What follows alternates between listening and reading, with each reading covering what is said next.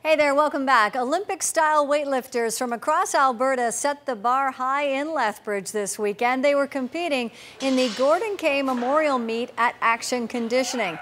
It was one of the first meets for several local teenagers who we have featured on the past here on CTV.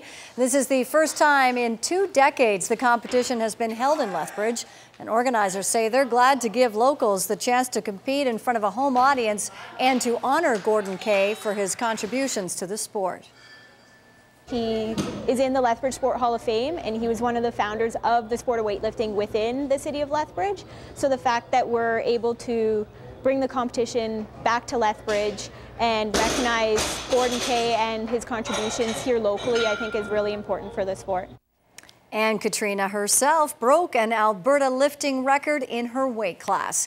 Finale of the Masters Sunday was the CN International Grand Prix. Scary moment for British rider Tina Fletcher aboard Hello Sailor. She twists her leg coming out of that saddle. It's a nasty spill. After being assessed on the field, she would be okay as she would leave by the golf cart. Contenders for the big money Sunday were Ludo Philipparts, who had a clean ride after picking up 4 faults in the 3rd round, and American Beezy Madden. She is always in the mix. She too had a clean 2nd ride, so there was a tie atop the standings. Here's another favorite, Dubbeldam from the Netherlands, but the Olympic champion in Sydney gets a refusal from his steed, Quality Time, and it costs them. The team ends up with 12 faults, so that opens the door for young Olivier Philipparts, Ludo's son, and the Belgian rider rises to the challenge. The 19-year-old is flawless on Sunday, and not surprisingly, he's happy with his finish, and so too is his proud papa, winning the 2012 CN International Grand Prix at Spruce Meadows and earning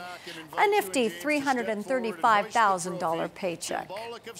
Turning now to the CFL, and last weekend the Blue Bombers were embarrassed in Regina, losing to the Riders 52-0. So yesterday, the Blue and Gold had a shot at redemption in the second half of the Banjo Bowl. Riders pivot Darian Durant under pressure early. He's taken down and he had to leave the game with a hip flexor injury. They tell us today that it is not that serious. Late in the first, Riders punt.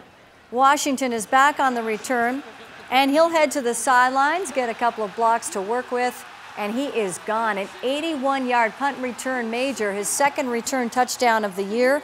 Winnipeg leads at 10-3 after electing to punt up by 1 instead of trying for a long field goal.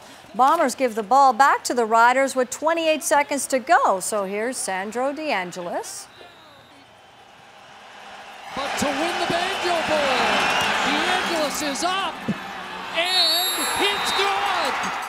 What a crazy finish in the peg. Saskatchewan now at 5-5, even with the Eskimos for 3rd in the West. Bombers fall to 2-8, 0-2 under new head coach Tim Burke. In retrospect, I should have kicked the field goal. I mean, it was 42 yards with the wind. I should have just kicked it, you know, and I played it too conservative. Like I said, I felt like, well, surely we can get the ball out of bounds inside the 10. And since we didn't even get it within 20 yards of the sideline, you gotta, I'm really pretty pissed about that. And they will have to correct all of that as they take on the Stampeders this Friday night. And Stamps have been looking good with back-to-back wins against Edmonton. And still ahead on the CTV News at 5, an amazing achievement for an Alberta farming family.